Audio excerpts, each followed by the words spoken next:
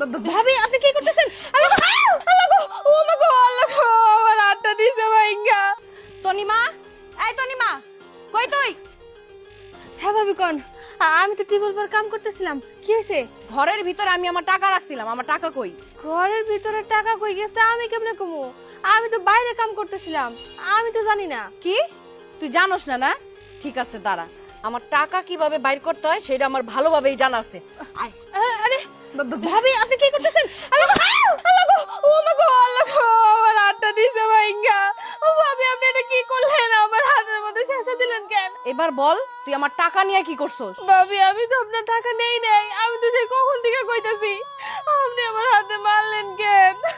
একটা বাড়ি খাওয়ার পরও তোর হুঁশ আসে নাই না? তোরে কি আরেকটা বাড়ি দিব নাকি? তাড়াতাড়ি ভালো মানুষের মতো বল আমার টাকা কই? ভাবি আমি তো আপনার বারবার কইতাছি যে আমি আপনার টাকা চুরি করি নাই। মা কি হইছে কান্দাছস কেন? ভাবি কি হইছে? তনিমা কান্দাছে কেন? বুবু দেখো না, ভাবি আমার চুরির অপবাদ দিতেছে। উনি কইতেছে আমি নাকি ওনার ঘর থেকে টাকা চুরি করছি, এই বলে আমার হাতটাই পাটার মধ্যে রাইয়া ছেঁচা দিছে। ভাবি আপনি এটা কি করছেন? আপনি কি জানেন তনিমা টাকা চুরি করছে? না যাই না শুনে তনিমার হাতের মধ্যে এটা কি করছেন? মেয়ের হাতটা তো ভেঙে গেছে, সারা জীবনের জন্য মেয়েটা তো অচল হয়ে গেল। যা করেছি না বেশ করেছি, আমি ভালোভাবেই জানি ওই আমার ঘর থেকে টাকা চুরি করছে। আপনি দেখছেন টাকা নিতে? দেখেন নাই তো? না দেখে কিসের জন্য হাতের মধ্যে পোতা দিয়ে চাচা দিলেন? এখন যদি এই চাচাটা আপনারে দেওয়া হয়? কি? ছোট লোকের বাচ্চা, তোর এত বড় সাহস, তুই আমার মুখে মুখে কথা বলছিস? আমার তো মনে হচ্ছে তোরা দুইজনে বুদ্ধি করে আমার টাকাটা সরিয়েছিস। আপনি সব কি কইতাছেন? আমরা আপনার বাড়িতে কাম করি দেখে আমাকে ক্যান্সার উপবাদ দিতেছেন।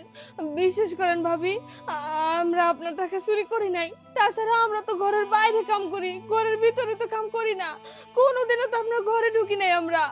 আমরা দুইজনের একজন আপনার ঘর থেকে টাকা চুরি করি নাই। আপনি শুধু শুধু আমাকে অপবাদ দিতেছেন। আমরা টাকা চুরি করবো কিসের জন্য? মানুষের বাড়িতে কাম করে যা দেয় আমাকে তা দিয়েই চলে যায়। এই কি ব্যাপার নীলা, তনিমা বেটি এ জায়গায় কি হয়েছে? এত চিল্লা চিল্লি কেন? ভাইজান দেখেন না, আপনার বউ শুধু শুধু আমার চোরের অপবাদ দিছে।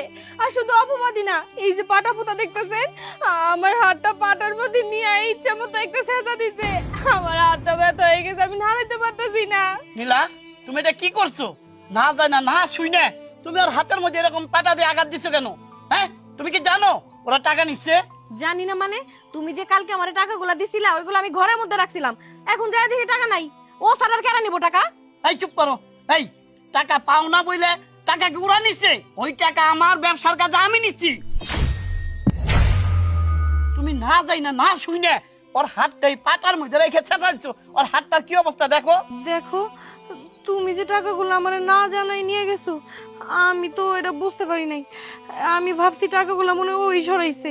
হ্যাঁ টাকাগুলো ওই সরাইছে, জানা নাই শোনা নাই। এক কাজ করো, তোমার কাছে ক্ষমা চাও বলছি।